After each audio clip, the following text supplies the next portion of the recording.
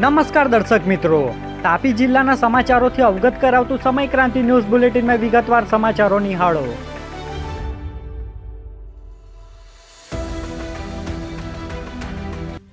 મેઘરાજાની મહેરથી જીવંત બન્યો ચીમેર ધોધ. કુદરતનો અદ્ભુત નજારો આવ્યો સામે. તાપી જિલ્લામાં પડેલા વરસાદ બાદ સોંગઢ તાલુકાના ચીમેર ગામે આવેલ ચીમેર ધોધ સક્રિય બનતા કુદરતી સૌંદર્ય સોળે કળાએ ખીલી ઉઠ્યું છે.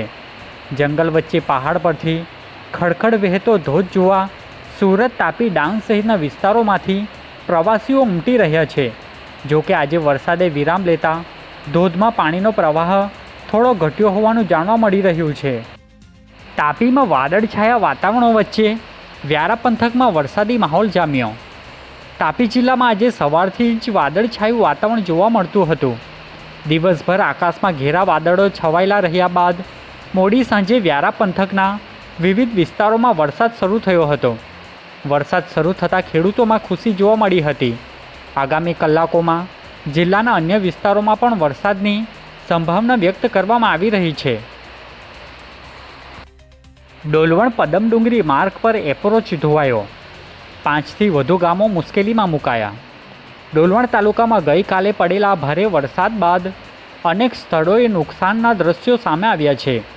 જેમાં ડોલવણ પદમડુંગરી ચુનાવાડીને જોડતા સ્ટેટ હાઈવે પર કોતર પાસે આવેલા એપ્રોચનો ભાગ ધોવાઈ જતાં વાહન વ્યવહાર પ્રભાવિત થયો હતો. એપ્રોચ પાણીમાં ગરકાવ થતાં 5થી 6 ગામોના લોકોને અવરજવરમાં ભારે હાલાકીનો સામનો કરવો પડી રહ્યો છે. સ્થાનિકોએ માર્ગનું તાત્કાલિક સમારકામ કરવાની માંગ ઉઠાવી છે. હોમિયોપેથીની ડિગ્રી, એલોપેથીની પ્રેક્ટિસ. તાપી એસઓજીનો છાપો, ડૉક્ટર ઝડપાયો. તાપી જિલ્લા એસઓજીએ સોંગઢ તાલુકાના ચકવાણ ગામે કાર્યવાહી કરી હોમિયોપેથીની ડિગ્રી ધરાવતા હોવા છતાં કથિત રીતે એલોપેથીથી સારવાર અને પ્રેક્ટિસ કરતા મનીષ પ્રકાશભાઈ સોનવાણેને ઝડપી પાડ્યો હતો. ગુણખડી પીએચસીના સરકારી તબીબની હાજરીમાં કરવામાં આવેલી કાર્યવાહીમાં એલોપેથી દવાઓ અને મેડિકલ સાધનો સહિત રૂપિયા 67,000થી વધુનો મુદ્દામાલ કબજે કરવામાં આવ્યો હતો. નિઝર વિધાનસભાના માજી ધારાસભ્ય સુનિલ ગામિતનું અચાનક નિધન. કાર્યકરોમાં શોક. નિઝર વિધાનસભાના કોંગ્રેસના માજી ધારાસભ્ય સુનિલ ગામિતનું હૃદય રોગના હુમલાથી અચાનક નિધન થયું છે.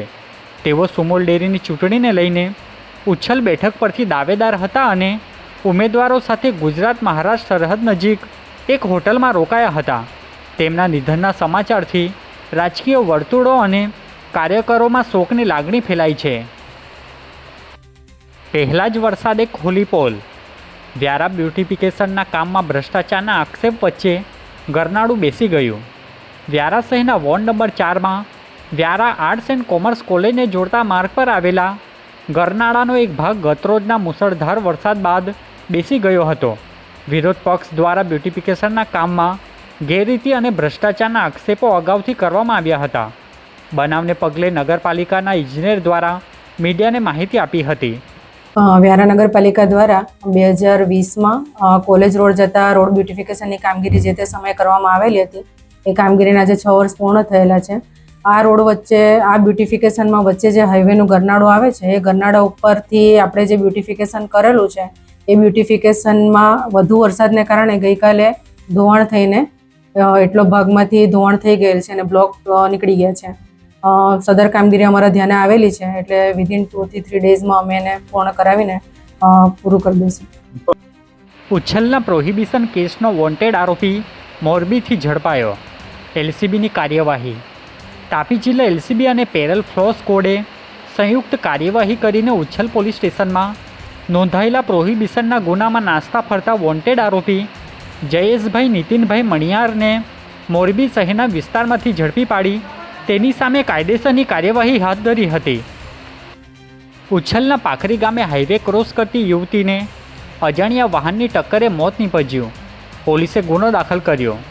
ઉચ્છલ તાલુકાના પાખરી ગામ નજીક નેશનલ હાઈવે પર હાઈવે ક્રોસ કરતી 19 વર્ષીય સંગીતાબેન ગામિતને અજાણ્યા વાહનની ટક્કર મારતા ગંભીર ઇજાઓ પહોંચી હતી. યુવતીનું ટૂંકી સારવાર વ્યારા રેફરલ હોસ્પિટલમાં તેમનું મોત નીપજ્યું હતું.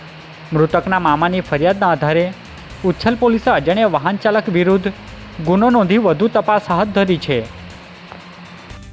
આજે બુલેટિનમાં બસ આટલું જ અને સમય ક્રાંતિ ન્યૂઝ ચેનલને લાઇક શેર કોમેન્ટ્સ અને સબસ્ક્રાઇબ અવશ્ય કરી લેશો, જેથી કરી તમને તાપી જિલ્લાના સમાચારોની અપડેટ મળતી રહે અને મને રજા આપશો. આભાર. જય હિન્દ, જય ભારત.